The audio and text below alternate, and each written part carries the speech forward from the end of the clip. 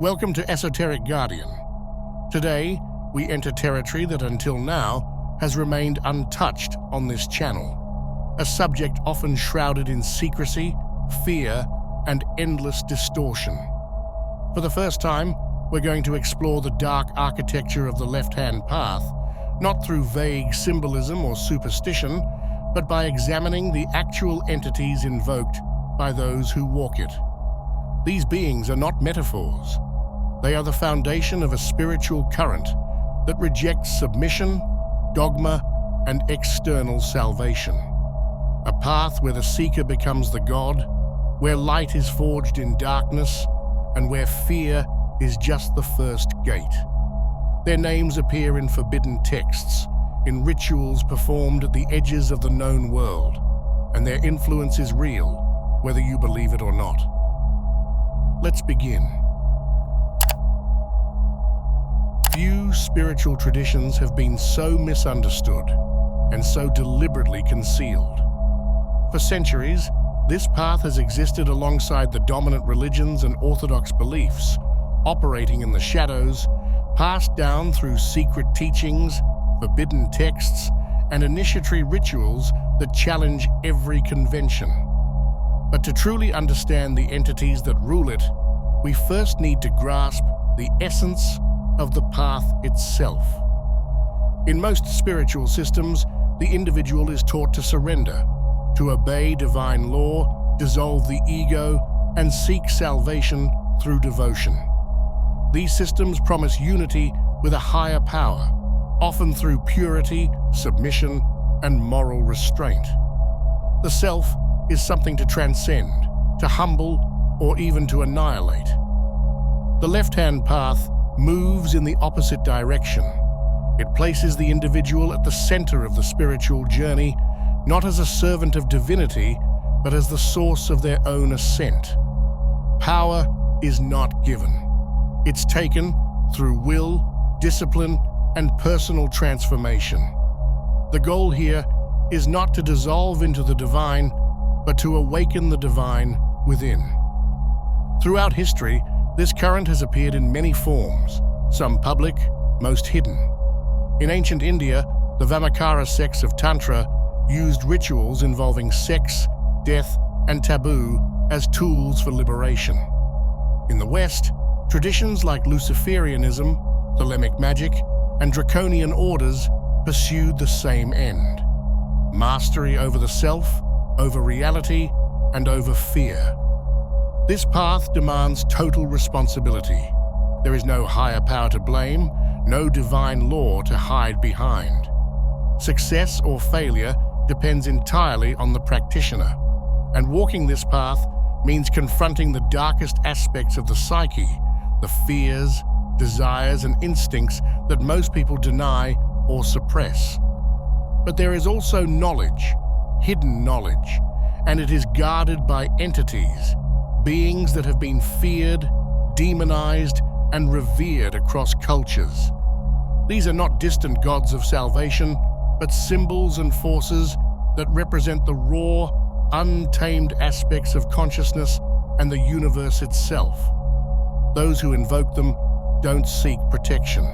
They seek transformation. Through ritual, meditation, and direct contact, they confront these entities not as worshippers, but as seekers, willing to risk everything to evolve beyond human limitation. Each of these entities represents a key aspect of this path: rebellion, death, chaos, power, and illumination. And now, we begin to uncover who they are and how they are called.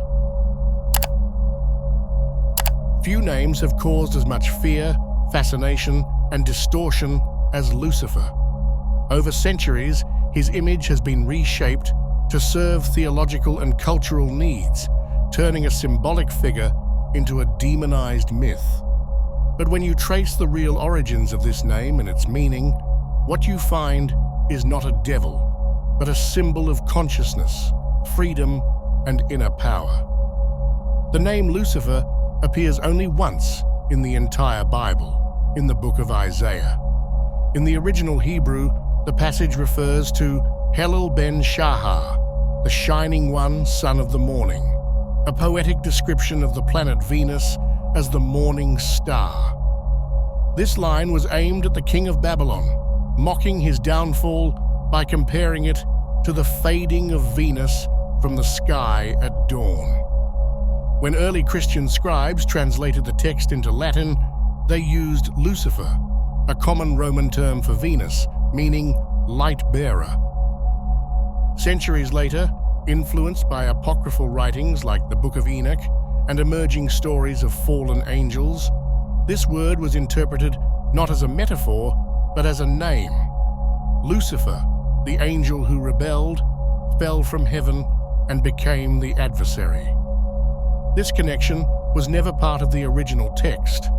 It was a reinterpretation driven by theology and fear, one that transformed a symbol of light into the personification of darkness. But outside religious dogma, especially within the left-hand path, Lucifer takes on a different role. He is not seen as a literal being to be feared or worshipped, but as an archetype, a symbol of illumination through rebellion, of power through knowledge, and of liberation through the self. Lucifer represents the moment one decides to stop following and begins to lead themselves. Within this path, spiritual growth does not come through submission to divine will, but through self-deification, the process of becoming a god in one's own right through discipline, will, and inner transformation. Lucifer is invoked not for mercy, but as a catalyst for awakening. The mantra, "Lucifer, bringer of light, illuminate my path," serves as a statement of intent, a declaration that the practitioner is ready to walk alone, to face the darkness, and to ignite the fire within. This work often involves personal sigils, Gnostic meditation, and the visualization of Phosphoros, the inner light that burns away ignorance and reveals true potential. Lucifer becomes the guide, not an external savior, but a mirror of what can be achieved when belief systems are stripped away and power is reclaimed. Several left-hand path traditions have built entire systems around this principle. The Order of Phosphorus, for example, centers its practice on Lucifer as the symbol of personal ascension and inner alchemy. In Dragon Rouge, Lucifer is associated with the awakening of the inner fire and the chaotic forces of evolution. Even within the Temple of Set, where the focus is on the Egyptian god Set, Lucifer is acknowledged as a parallel force tied to self-creation and Xepa, the act of becoming. Across all these systems, Lucifer is approached as a source of empowerment.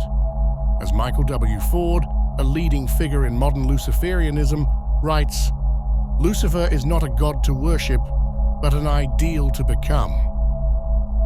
The point is not devotion, but transformation. The goal is to awaken the divine spark within, not through faith, but through knowledge, experience, and will. This perspective diverges sharply from traditional Christianity, which frames Lucifer as the embodiment of evil, and from theistic Satanism, which views him as an external deity. In Luciferianism, power is internal, light is found within, and authority is reclaimed, not granted. Lucifer stands as the first force in this journey, but he is not the only one. The left-hand path includes other entities that represent key aspects of liberation and transformation. Lilith as the power of desire and autonomy, Samael as the bringer of forbidden knowledge, Set as the force of isolated will, Baphomet as the fusion of opposites into a singular power. Each one is a reflection of the path, tools for those willing to evolve beyond imposed limits. In this context, to study these entities is not merely to explore myth, but to understand the forces behind personal evolution. Lucifer is the beginning of that process, a light that doesn't come from above, but from the fire one chooses to ignite within. Lilith has existed in one form or another for over 4,000 years. Her origins can be traced back to ancient Mesopotamian demonology, where spirits called Lilu and Lilitu were blamed for illness, sexual disturbances, and infant death. These spirits weren't seen as individuals, but as a type of dangerous wandering force, restless, envious, and often female. They targeted people at their most vulnerable, and communities responded with protective magic, including amulets and rituals designed to repel or neutralize them. Over time, this figure evolved. In Jewish tradition, Lilith began to appear not just as a nameless demon, but as a specific threat. Incantation bowls from the 6th century CE, written in Jewish Aramaic, contained texts meant to expel Lilith from homes. Some even describe symbolic divorces from her, naming both male and female Liliths. She was believed to shapeshift, seduce men in their sleep, and endanger newborns, especially during childbirth, one of the most feared and dangerous moments in ancient life. Later, during the medieval period, Lilith's role expanded. In the alphabet of Ben Sira, a Jewish text from around the 9th century, she was portrayed as Adam's first wife, created from the same earth, refusing to submit to him and leaving the Garden of Eden by choice. She was punished by being associated with sickness and child death, but the core of her myth was Set. Lilith rejected submission. That rejection made her a threat. In modern times, particularly within the left-hand path, Lilith has been reinterpreted. Instead of a demon to be feared, she is seen as a symbol of autonomy, desire, and hidden power, especially feminine power that refuses to conform. She represents aspects of sexuality, independence, and personal will that organized religion often tries to control or suppress. Lilith is commonly invoked in chaos magic and draconian traditions, especially through lunar rituals, black mirror work, and sexual practices. The chant, Lilith Ama Lilith Remok Sama, is one example used to focus her presence. Practitioners work with her to explore the shadow self, especially areas of suppressed desire, personal power, and emotional intensity. The goal is not worship, it's empowerment.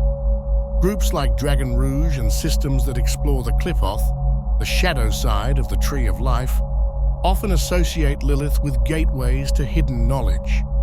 In this context, she represents the ability to embrace one's instincts and desires rather than repress them. She is not a chaotic force for destruction, but a challenge to face the parts of yourself you've been taught to fear. Within the left-hand path, Lilith plays a clear role. She encourages independence, control over one's own body and mind, and the rejection of imposed authority. She's not about surrender. She's about standing your ground. Her myth may have started in fear, but today she is invoked as a symbol of personal power, especially by those who want to confront and integrate the parts of themselves that others label forbidden. Lilith, like Lucifer, is one figure among many in this tradition. Others, Samael, Baphomet, Set, all reflect different aspects of the same path, breaking limits, claiming power, and transforming the self through direct experience and will. Set is one of the oldest and most controversial gods of ancient Egypt. He was linked to the desert, storms, and foreign lands, everything that lay beyond the ordered world of the Nile. In early Egyptian history, Set had a complex role. He was seen as both protector and destroyer. But during the New Kingdom, as Egypt faced invasions and political instability, Set's image darkened. He became a symbol of disorder, a force associated with outsiders, chaos, and rebellion against the established order. This shift is key to his role in the left-hand path. What was seen as chaos or threat in mainstream tradition becomes something else here: sovereignty separation, and will. Set doesn't submit to cosmic harmony. He stands apart, fully independent, fully self-contained. One of Set's most intriguing aspects is the Setian animal, a creature with no clear counterpart in the natural world. It has a curved snout, square ears, and a forked tail. No one knows what it is. That's the point. The animal symbolizes uniqueness, mystery, and isolation, perfect for a figure that represents the individual who refuses to be defined by anyone else. Central to Setian practice is the concept of Xipa, an ancient Egyptian word meaning to become or to come into being. Practitioners use the phrase Zepara Zepa Xeparu, I have become, I am, I shall become, as a declaration of ongoing self-driven evolution. This is not about faith or surrender. It's about action, about reshaping yourself deliberately without waiting for permission or approval. Set is invoked through ritual acts of will, often involving personal declarations and visualization. A common phrase is, "In the name of Set, I become my own creator." These are not requests. They are statements of intent, designed to focus the mind and solidify the process of becoming. In the left-hand path, Set represents the power of separation. While many traditions aim for unity with the divine or with nature, Set challenges that impulse. He embodies the individual who chooses to step away from the system, who takes full responsibility for their life, and who refuses to be absorbed by any external force. Compared to other entities in this path, Set plays a distinct role. Lucifer represents inner light and intellectual rebellion. Lilith expresses personal desire and the refusal to be controlled. Set is about sovereign will, the power to exist on your own terms, separate from everything else. There is no worship here. Set is not a master or a guide. He serves as a symbol of the self-directed path, the kind of existence where power is not granted, but created through conscious effort. Within this framework, Set is not just a god of storms or deserts. He is the embodiment of what it means to stand alone and choose who you will become. Samael is one of the most enigmatic and feared entities in esoteric tradition, particularly within the left-hand path. In Judaism and Talmudic texts, Samael is portrayed as the angel of death, a being who serves the divine, yet brings suffering, destruction, and spiritual corruption wherever he acts. He's part of the heavenly host, but his presence is toxic. Names like the poison of God, the blindness of God, and the left hand of God reflect how even within the celestial order, Samael is a force of dread and conflict. He is often seen not as purely evil, but as a necessary figure, one who tempts, judges, and executes. Some texts describe him as a test used by God to challenge human beings. In early Jewish writings from the Second Temple period, Samael is said to have orchestrated the fall of humanity. Rather than Satan being the serpent in Eden, it was Samael who used the serpent as his mount, or manipulated it directly. Some versions claim he seduced Eve himself, fathering Cain and introducing a bloodline marked by rebellion and spiritual deviation. In the apocalyptic text of Baruch, Samael is said to have planted the forbidden vine in Eden, provoking God's wrath. When punished, Samael retaliated, not by attacking God directly, but by leading Adam into disobedience, knowing full well that this would doom humanity. His actions reveal a being not only cunning, but vengeful.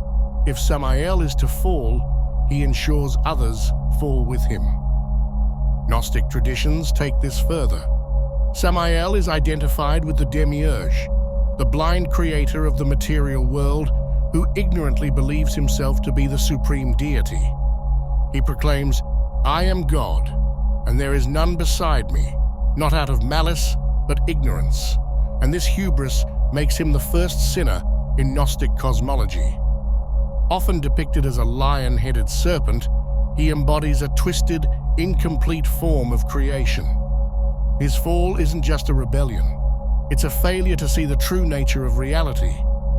In mystical Jewish writings, particularly the Zohar, Samael is paired with Lilith. Together, they form a dark reflection of Adam and Eve. He brings death and corruption. She brings desire and defiance. Their union produces demonic offspring and symbolizes the inversion of divine order. They represent an alternative power structure, one outside the bounds of divine law, where chaos and freedom coexist. Within left-hand path practices, Samael is invoked not for comfort or enlightenment, but for destruction and transformation.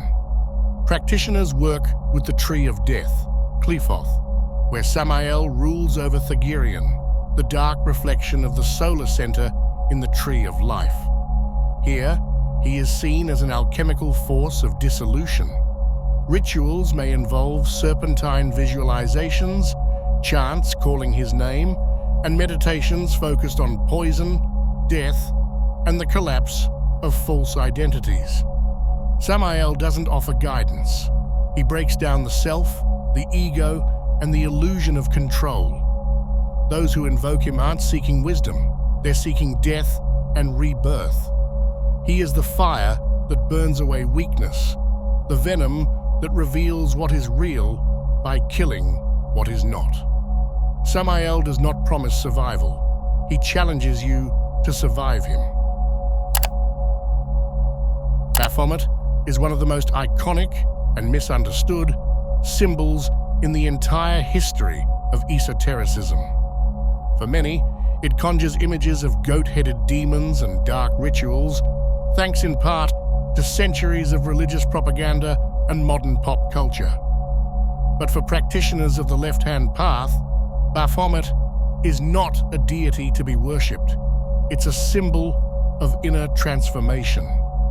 Historically, the name Baphomet first emerged during the brutal persecution of the Knights Templar in the 14th century. Under torture, many Templars confessed to worshipping an idol by that name, accusations used by King Philip IV and Pope Clement IV to destroy the order. These confessions were forced and highly suspect, but interestingly, some evidence suggests the Templars did use the term Baphomet. Scholars have proposed that it's a coded word. Using the Atbash cipher, a Hebrew cryptographic method, Baphomet translates to Sophia, meaning wisdom. If this is accurate, the Templars weren't invoking demons. They were concealing secret knowledge, possibly influenced by esoteric traditions they encountered in the East. The image most people associate with Baphomet didn't exist until the 19th century. French occultist Eliphas Lévy gave it form, a humanoid figure with a goat's head, wings, and both male and female traits. Lévy's Baphomet wasn't meant to be worshipped. It was a symbolic representation of the unity of opposites. On its arms are inscribed the words solve et coagula, dissolve and recombine, a direct reference to the alchemical process of breaking down the self and rebuilding it consciously. This is central to the left-hand path. Practitioners seek not to conform or surrender, but to transform. The symbolism goes deeper. The caduceus on Baphomet's abdomen, a staff with two serpents, references Kundalini energy and the balance of forces within the body. The torch on its head represents illumination of the mind. The crescent moons under its legs signify duality, light and dark, growth and decay. Every detail is designed to confront the practitioner with the reality that transformation requires confronting the full spectrum of one's being. Baphomet is invoked not through prayer, but through meditative focus, ritual visualization, and shadow work, facing your hidden self, integrating it, and emerging as something new. In modern times, Baphomet has also been adopted by Levian Satanism, though in a different context. The sigil of Baphomet, the goat's head within an inverted pentagram, became the official symbol of the Church of Satan. Here, Baphomet stands for personal freedom, anti-authoritarianism, and rejection of religious dogma. While still part of the left-hand path, this version is less concerned with inner alchemy and more with secular empowerment. Unlike other entities in the left-hand path, like Lucifer, Set, or Samael, Baphomet has no mythological narrative, no ancient origin story. It is pure symbol, crafted to serve as a mirror for the self. That's precisely what makes it powerful. It doesn't ask for belief. It demands introspection. It's a tool for those who aim to break down the false self, integrate the shadow, and reconstruct their identity through conscious will. For many, that's the essence of the left-hand path, not surrendering to a god or ideal, but becoming your own creator. Baphomet is not a god to follow. It's the blueprint for who you could become, if you're willing to face yourself completely.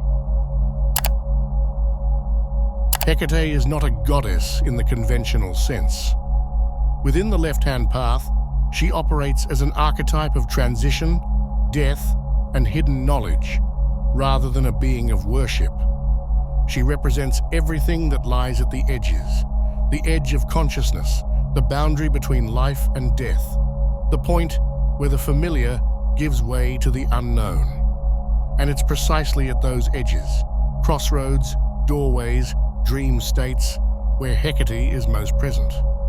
Her origins go back before classical Greece, likely to Thrace or Anatolia, where local cults venerated her as a powerful nocturnal figure.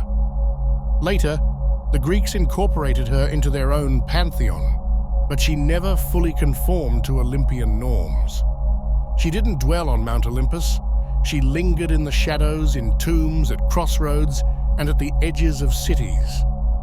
While Zeus himself granted her honors over earth, sea, and sky, she remained distinct, a solitary, liminal force, untouched by the rules that bound other gods. For left-hand path practitioners, Hecate's role is clear. She is the guide through the darkness, the one who holds the keys to doors most fear to open. In many esoteric systems, she's seen as a psychopomp, meaning she moves freely between the worlds of the living and the dead. But more importantly, she leads individuals through the inner underworld, the parts of the self that are hidden, repressed, or unknown. She doesn't force revelation, she offers access, and it's up to the practitioner to decide whether to cross the threshold. Her imagery is dense with meaning. The three faces, often depicted as maiden, mother, and crone, aren't just about age or fertility. They represent phases of transformation, the psychological cycles of creation, destruction, and renewal. Her torches illuminate the hidden corners of the mind. Her key unlocks the path to shadow work and spiritual death. Her dagger symbolizes the necessity of cutting ties, of separating from old forms. And her cord hints at the umbilical tether between spirit and matter, something that must be broken and rewoven for true transformation. Ritually, Hecate is invoked at night, ideally during the dark moon, at crossroads or thresholds, both physical and symbolic. Practitioners often leave offerings such as food, milk, or honey. Black candles or torches are lit, not to summon a deity, but to signal readiness to face the unknown. Her names are spoken: Hecate, Enodia, Triaditis, Phosphoros, not to gain favor, but to align with her presence as a threshold guardian. These rituals are deeply personal and often involve shadow work, necromantic contact, or journeys into altered states of consciousness. Unlike deities such as Lucifer or Set, who represent active rebellion or self-deification, Hecate is about access, about standing at the gate between what is known and what is hidden, and deciding whether you're prepared to cross. She doesn't offer power. She offers the opportunity to find it within the darkness. In the left-hand path, she's not a comforter or protector. She's a witness, a watcher, and a guide, ready to unlock the gates of death, the unconscious, and forgotten knowledge, if you're willing to follow her beyond the veil. After Hecate, who guides the initiate through the hidden paths of the psyche, the journey takes a darker turn. What lies beyond the threshold isn't a god, a demon, or even a being in the usual sense. It's something worse, something that exists purely as the opposite of form, a force whose only purpose is to break the mind. That entity is Choronzon. Choronzon's origins can be traced back to the 16th century, during the magical operations of John Dee and Edward Kelly, the creators of Enochian magic. While working to communicate with angelic forces, they received warnings about a chaotic spirit named Choronzon, who envied mankind and played a role in their fall from divine grace. This being wasn't just a tempter.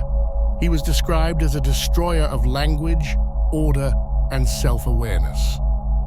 In this early phase, Choronzon wasn't yet the central force he would later become, but the seeds were planted. His real prominence begins with Aleister Crowley in the early 1900s. Crowley didn't just write about Choronzon, he summoned him. During a dangerous ritual in Algeria in 1909, Crowley claimed to confront Choronzon face to face as part of a rite known as crossing the abyss. The goal was to dissolve the ego completely, to be reborn as a master of the temple. Choronzon's role? To stop that from happening. He represents the last defense of the false self, the final illusion before spiritual annihilation or enlightenment. Crowley described Choronzon as shapeless, a being that could take on any form necessary to destabilize the magician. During their encounter, Choronzon allegedly appeared as an old man, a serpent, and even took Crowley's own appearance, reflecting the ego back at itself like a mirror cracking.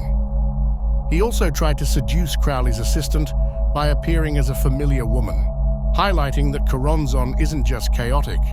He's strategic, manipulative, and driven by one goal: to prevent the destruction of the ego. In Thelemic doctrine, Choronzon's number is 333, exactly half of 666, symbolizing his role as a fragmented reflection of ultimate evil, not a full embodiment of it, but a destabilizing force that leads to it.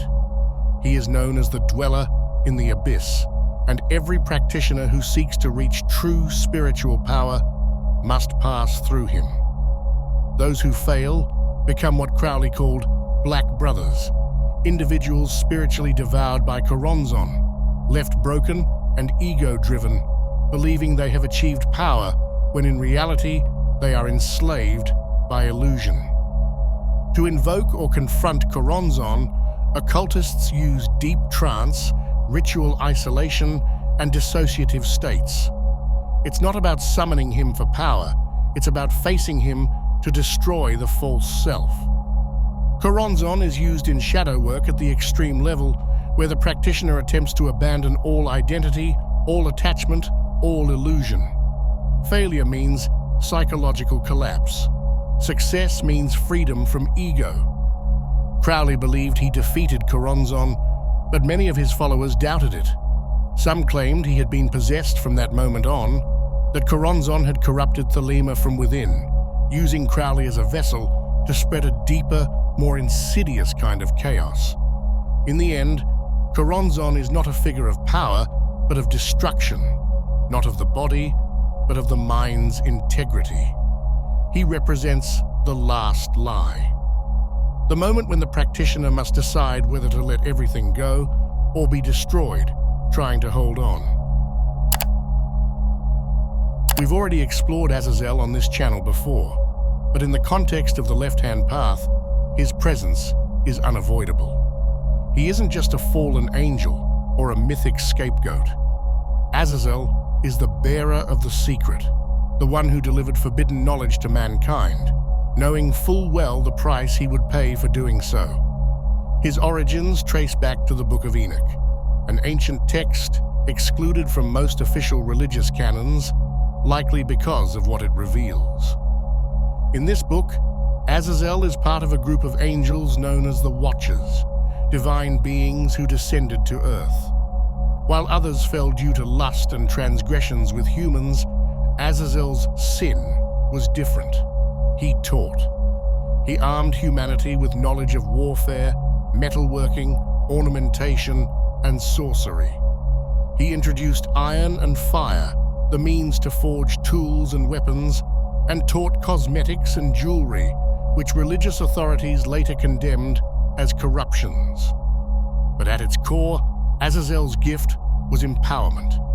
He gave humans the tools to protect, adorn, and elevate themselves materially, spiritually, and magically. In response, the heavens punished him mercilessly. He was bound, chained, and cast into a desolate wilderness, sealed beneath the desert sands. His name became associated with exile, sin, and shame, especially in the scapegoat ritual described in Leviticus, where a goat for Azazel was sent into the wilderness bearing the sins of the people. But even that act carries a deeper truth. The scapegoat wasn't just a religious rite, it was a psychic mechanism to externalize fear. Azazel, in his essence, represents what cannot be controlled: rebellion, transformation, and forbidden knowledge. That is why he was demonized, not for evil, but for being a threat to divine monopoly. In the modern left-hand path, Azazel is revered not as a tempter, but as a liberator. His gifts are symbolic of internal alchemy, the process of burning away weakness and forging personal sovereignty through struggle and self-knowledge. Practitioners who work with Azazel engage in rituals involving fire, iron, and will, not to ask for power, but to claim it. His sigil, detailed in works like the Book of Azazel by E.A. Coating, is used in rites of self-transformation, often involving ritual flames, offerings, and the formal declaration of a pact. But this pact is not made with an external being in the conventional sense. It's a contract with your own highest potential, a commitment to rise through discipline, confrontation, and rebellion. Azazel doesn't grant salvation, he demands that you become your own savior. Where Lucifer symbolizes inner light, and Choronzon represents the chaotic ego's dissolution, Azazel is the fire that tempers the will. He embodies strength through adversity, the alchemy of becoming, and the power of knowledge that liberates rather than controls. To work with Azazel is to step into the forge and emerge transformed, not through grace, but through earned sovereignty. That's why his name persists, feared by those who seek control and revered by those who seek freedom at any cost. In the left-hand path, few figures command more awe than Kali, the Hindu goddess of destruction, time, and liberation through chaos. She's not a metaphor, nor a symbolic mask of femininity. Kali is a force of nature, revered by tantric adepts and feared by those clinging to illusion. Her name means the Black One, or time itself, and in the esoteric traditions that invoke her, time is the ultimate destroyer, the power that devours all things. Her earliest depictions emerge from Sanskrit scriptures like the Devi Mahatmya, where she manifests during a cosmic battle. Faced with demonic forces that threaten to overwhelm the gods, Kali bursts forth in a state of terrifying ecstasy, her body dark as the void, her eyes burning with fury. She slaughters demons without mercy, her tongue lolling, her limbs covered in blood, dancing atop the corpses of the vanquished. In this state, she is both destroyer and liberator, annihilating not just enemies, but the illusion of separateness, Maya, that binds all beings to the cycle of suffering. For left-hand path practitioners, Kali is not worshipped in the conventional sense. She is invoked as a power to face and overcome one's deepest fears, attachments, and limitations. Her rites involve tantric meditation, mantras like Om Krim Kalikayai Namah, offerings, and sometimes practices drawn from the Agori tradition, a sect that embraces taboo and death to shatter the illusion of duality. The goal is liberation through confrontation. Kali doesn't promise comfort. She offers truth through devastation.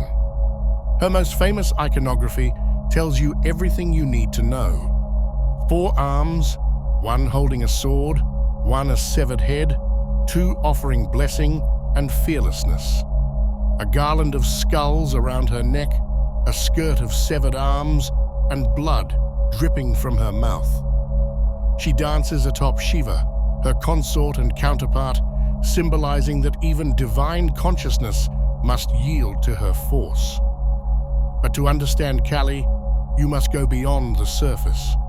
Her sword cuts not flesh, but ego. The severed head represents liberation from false identity.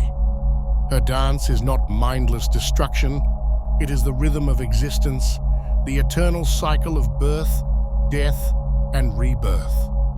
She is Shakti in her rawest form, pure power, unrestrained by form or convention. In the left-hand path, Kali is embraced as a guide through the fire.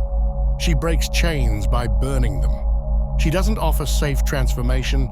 She tears down everything false, leaving only the essence of what is real. Her initiates do not ask her for favors. They surrender to the storm. This is why Kali is so central in rituals of ego death and spiritual rebirth. Practitioners may visualize her during trance or meditation, chant her bija mantra, Krim, or even work with her in cemetery rituals, where death is not feared, but embraced as the doorway to awakening. Kali is not a goddess for those who seek comfort or security. She is the destroyer of illusions, the devourer of time, the guardian of ultimate freedom. To stand before Kali is to face yourself, stripped of all masks, all lies, all excuses. And to rise from her fire is to be reborn, untamed, unbound, and awake. To those drawn to the left-hand path, this is only the beginning. We've explored beings of power, darkness, and transformation, entities who challenge the soul, dissolve illusion, and force the seeker to confront what most fear to even name. But the path of isolation and awakening is vast, and the entities we've met so far, Lucifer, Lilith, Set, Samael, Baphomet, Hecate, Choronzon, Azazel, and Kali, are just the first gatekeepers. There are more, many more. In future videos, I'll bring you deeper into this forbidden terrain, exploring other gods, demons, spirits, and forces invoked by adepts of the LHP across cultures, grimoires, and centuries. Each has its own role, its own tests, and its own power. Whether you follow the path of chaos, shadow, or self-deification, the left-hand path is a living current, and its entities are never just symbols. They are forces that respond. So if you're ready to go further, beyond dogma, beyond fear, and beyond the veil, subscribe and stay close.